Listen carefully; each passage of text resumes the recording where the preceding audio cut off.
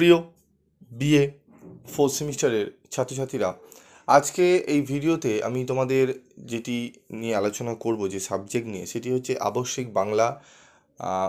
তোমাদের অলরেডি আমি প্রত্যেকটা মডিউল থেকে 5 এবং 10 নম্বরের প্রশ্ন বলে দিয়েছি, স্টার মার্ক করা ভিভিআই কোশ্চেন, এবং তার সাথে আমি তোমাদের ছোট প্রশ্ন মডুল করে প্রত্যেকটা মডুল ওয়াইজ আমি তোমাদের দিচ্ছি।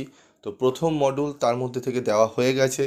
যে প্রশ্নগুলো বলেছি সেগুলো যদি ভালো করে তোমরা অনুশীলন করো, সেখান থেকেই তোমরা কিন্তু 100% কোশ্চেন কমন পাবে। তো আজকের এই ভিডিওতে তোমরা পাবে হচ্ছে মডুল টু থেকে কি কি প্রশ্ন তোমরা পড়বে সেগুলো নিয়ে আমি আলোচনা করব, উত্তর সহ আলোচনা করব। উত্তরগুলো তোমরা খাতায় যদি নোট করে নিতে পারো বা স্ক্রিনশট নিয়ে নিতে পারো, তাহলে কিন্তু সেখান থেকে তোমরা কিন্তু পরীক্ষার জন্য প্রিপারেশন নিতে পারবে।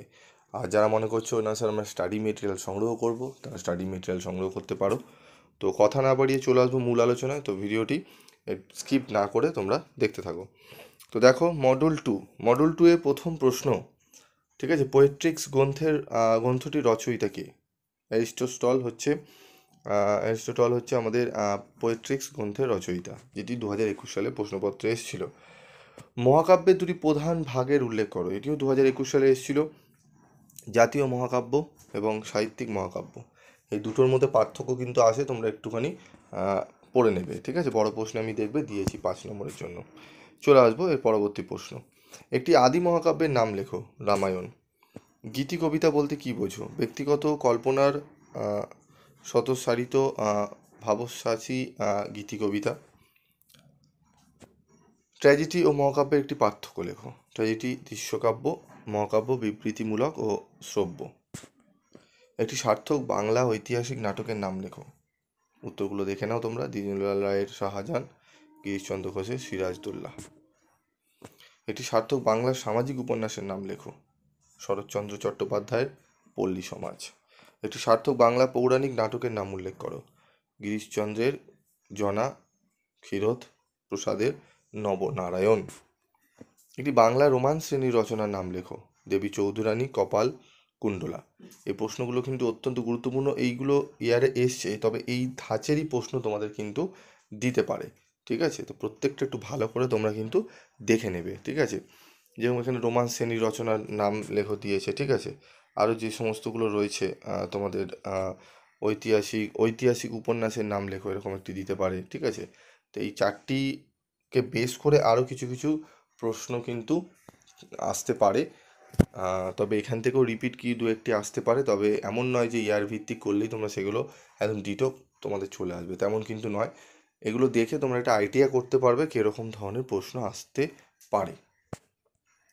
উপন্যাস ও ছোট গল্পের একটি পার্থক্য লেখো। এখানে দেখো পার্থক্যটা এসে 22-এ, তাহলে এখান থেকে তোমাদের 24 প্রশ্নপত্রে দিতে পারে কি, যে উপন্যাস বলতে কী বোঝো, ঠিক আছে। ছোট গল্পের একটি বৈশিষ্ট্য উল্লেখ করো। ছোট গল্প কি, এরকম দিতে পারে, বা পার্থক্যটিও রিপিট করতে পারে, ঠিক আছে।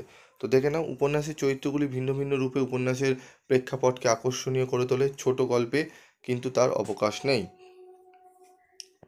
ছোট গল্পের যে কোনো, দেখো ছোট গল্পের দুটি বৈশিষ্ট্য 21-এ এসছে, ঠিক আছে।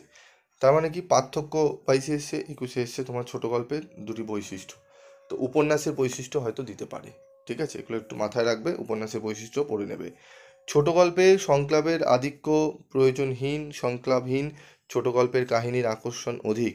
ছোট গল্পের কাহিনী গতিময়, খুব দ্রুত ছোট গল্প সমাপ্তির দিকে এগিয়ে যায়। মেলো ড্রামা বলতে কী বোঝো? যে নাটকে সঙ্গীতের গুরুত্বপূর্ণ ভূমিকা থাকে তাকে মেলোড্রামা বলে।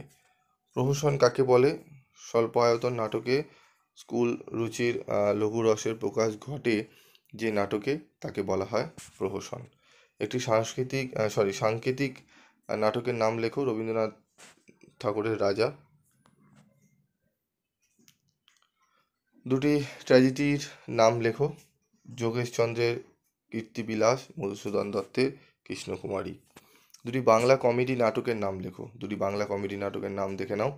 রবীন্দ্রনাথ ঠাকুরের চিরকুমার সভা ও দীনবন্ধু মিত্রের জামাই বারিক, ঠিক আছে। বঙ্কিমচন্দ্রের একটি প্রবন্ধ গ্রন্থের নাম লেখো। কমলাকান্তের দপ্তর। প্রশ্নটি দেখে নেবে, ঠিক আছে। তো এখানে দেখো 17টি প্রশ্ন দেওয়া রয়েছে, যার মধ্যে ইয়ার কমপ্লিট করা রয়েছে এবং ইয়ারের বাইরেও কিছু গুরুত্বপূর্ণ প্রশ্ন যেরকম আসতে পারে সেরকম দিয়ে দেওয়া হয়েছে। এই 17টি প্রশ্ন তোমরা যদি ভালো করে করতে থাকো তাহলে অবশ্যই তোমরা কিন্তু উপকৃত হবে। এই প্রশ্নগুলো একটু ভালো করে তোমরা 17টি প্রশ্ন ভালো করে পড়ো, এবং এর বাইরেও তোমরা আরও প্রশ্ন যেগুলো তোমরা যদি বই কিনে থাকো, বইয়ের দেখবে ছোটো প্রশ্নগুলো যেগুলো দিয়েছে সেগুলো পড়বে।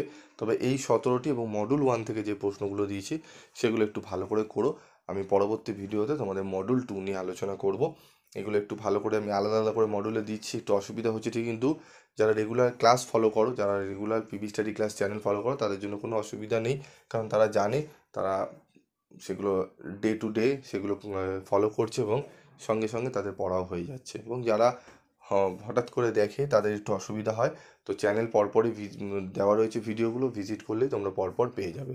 ঠিক আছে, একটু আলাদা আলাদা করে দিচ্ছি। ভিডিও অনেকগুলো হচ্ছে, কিন্তু একটি ভিডিওতে এতগুলো বলা একবারে সম্ভব নয়, কারণ প্রচুর বড় ভিডিও হয়ে যাবে আর তোমাদের দেখতেও বিরক্ত লাগবে। ঠিক আছে, তোমরা স্কিপ করতে যাবে, মাঝখান থেকে কিন্তু অনেক গুরুত্বপূর্ণ কথা কিন্তু আমি এই ভিডিওতে যেরকম বলেছি কোথা থেকে কী পড়তে হবে সেগুলো তোমরা অনেক সময় মিস করে যাও। তো ওই জন্যই ছোটো ছোটো করে ভিডিও দিচ্ছি, এগুলো ভালো করে দেখো, দেখে তোমরা এই প্রশ্নগুলো ভালো করে করে যাও। আজকের মতো ভিডিওটি শেষ করছি, দেখা হচ্ছে পরবর্তী ভিডিওতে। সকলে ভালো থাকবে, সুস্থ থাকবে, এবং কি কি প্রশ্ন তোমাদের অন্যান্য কোন সাবজেক্টে সাজেশান লাগবে সেগুলো অবশ্যই লিখে জানাবে।